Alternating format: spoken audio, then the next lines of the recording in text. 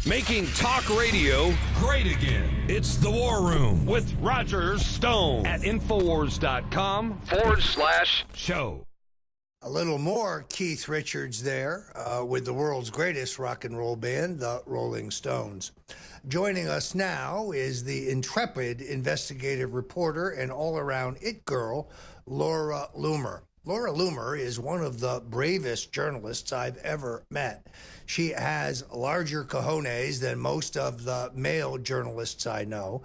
There is no person she won't track down and question in her quest for the truth. And she joins us now to tell us about her most recent experience where she has been barred from the courthouse in the Pulse nightclub trial, where the wife of the shooter is standing trial as to whether she was innocent and a victim of her husband or a conspirator. After a family member commented that she hopes to be acquitted and then spend Easter dyeing Easter eggs with her family, and Loomer pointed out that Muslims don't dye Easter eggs in her question, she was forcibly removed. Here to tell us all about it, the incredible, the amazing, my hat's off to you, Laura Loomer. Thank you, Roger. Thank you so much for that great introduction. Yeah, it's a wild day. I mean, just when you thought things couldn't get worse, here I am. I attended the closing arguments as a credentialed member of the media yesterday. The court issued me media credentials to cover the Noor Solomon trial. As you know, she is standing trial for whether or not she is guilty in aiding and abetting her husband to commit an ISIS terrorist attack here in Orlando that killed 49 people. And you know, yesterday during the press briefing, the family members were talking about how she's not an extremist and how her son wants her home so she can color Easter eggs. And I pointed out the fact that, one, Muslims don't celebrate Easter. And I asked them, you know, is she or is she not a Muslim? Because they have a Muslim child and, you know, she is now an ISIS widow. So it just seems kind of strange that you're using this Easter defense. And the reporters weren't too happy. And then I confronted the family members as they were leaving, and I asked them whether they will admit that jihad is an act of Islamic terrorism, and they refused to answer my question. And I guess today, after I went through security and was sitting in the press room, I was escorted out with force by U.S. Marshals. Yeah, look, that seems to be an egregious overreach by the police state. I mean, it's just little Laura Loomer and her microphone. I admire your spirit, Laura, and the fact that you will chase down the answers. This is a classic example of overreaction by the politically correct police, and in this case, the politically correct federal government, because this, of course, would be a federally oriented trial. So what is next for you, Laura? Well, as you know, the Obama-appointed judge who's overseeing this trial, right, because this attack took place while Obama was president, of course, and he refused to give me documentation. So I kept demanding. I said, please give me a document that shows why, why I've been banned. Apparently, the judge issued a federal court order banning me from the courthouse. So I'm now banned officially. Just when I thought it couldn't get worse. I'm banned from Uber, I'm banned from Lyft, and now I'm banned from the Orlando Federal Courthouse.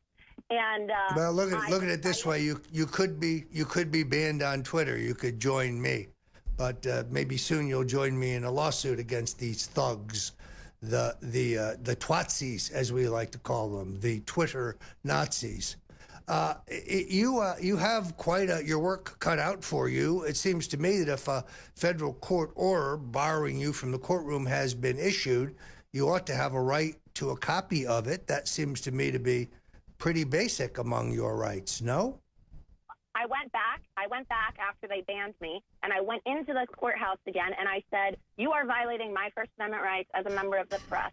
All right. And I said, I demand that you present me with a copy of this federal court order so that I can see firsthand why I've been banned. And then what happened was they issued me a citation and put me in detention for basically coming back into the courthouse where they cited me for disobeying police officer direction. And so then they took my information, they confiscated my cell phone, and I was questioned by an officer from Department of Homeland Security. I mean, they were treating me like I was a terrorist, you know? And it's absurd. It's absurd. Yeah, that is quite an overreach by the Polizei. Well, we are. Do you have any questions for the intrepid Laura Loomer, Owen? I know that you are also a fan. Well, I know I saw your video reporting yesterday where you were trying to get comment from the Salmons, and they would not respond. You asked them about ISIS, you asked them about jihad, and you were just asking them questions. I didn't think that you were being overly assertive or aggressive in any way. You were simply asking them a question as a member of the press and filming in public, something you certainly have a right to do. Of course, they would not comment. They would not provide comment to you.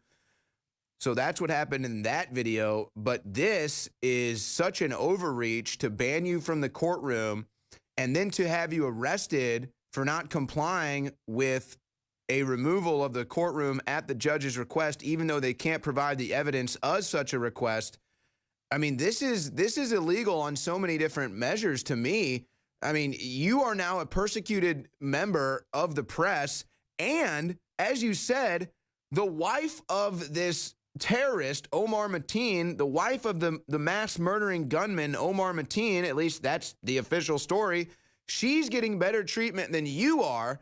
And of course the Obama judge wants to let her off the hook for this. So how dare you, Laura Loomer, as a terrorist American citizen, be there to document it?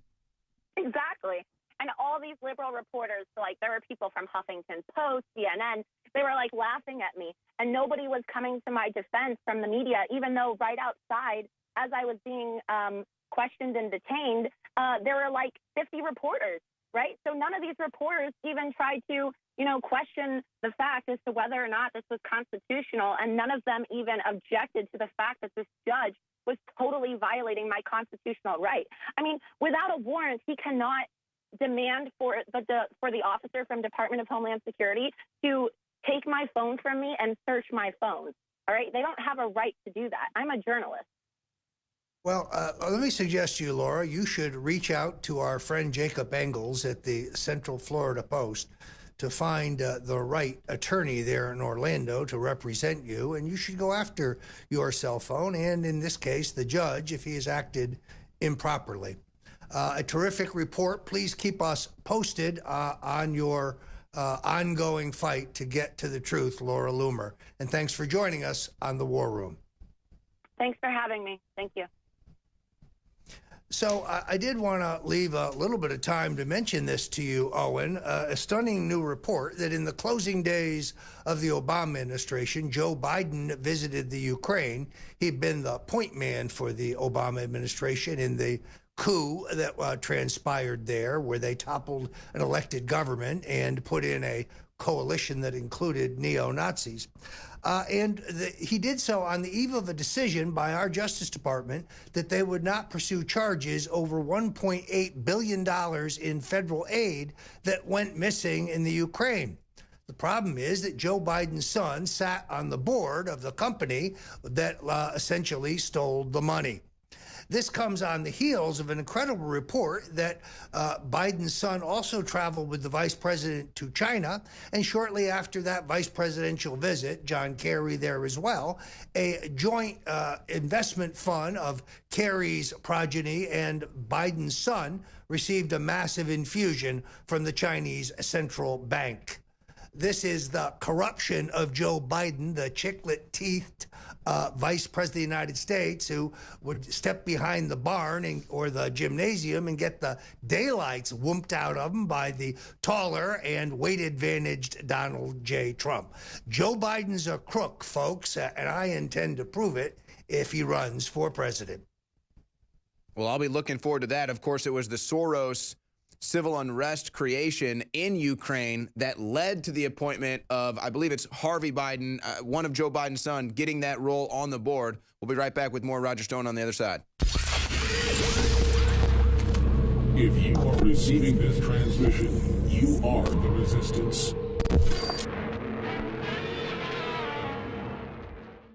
InfoWars Life Brain Force Plus is our #1 selling product by leaps and bounds, and for a good reason. Going back about 5 years ago, we did research on what top selling nootropics were, what were most popular, what were best, what people liked, and we made it even stronger. Then we cut the price because leading competitors have 5 to 7 times markup. We only have 150%, and then it helps fund our operation. Well, now it's 50% off. That means we've got a 25% markup, and we've got it paired with the Real Red Pill that takes about 7 days to kick in. Brain Force takes about 30 minutes. But the two go together. It's the Mind and Body Challenge. They're both 50% off individually, or together they're 50% off and free shipping with the combo at InfoWarsLife.com. But it's got to end in a couple days because both of these bestsellers are about to sell out. InfoWarsLife.com to get your Brain Force Plus and Real Red Pill today.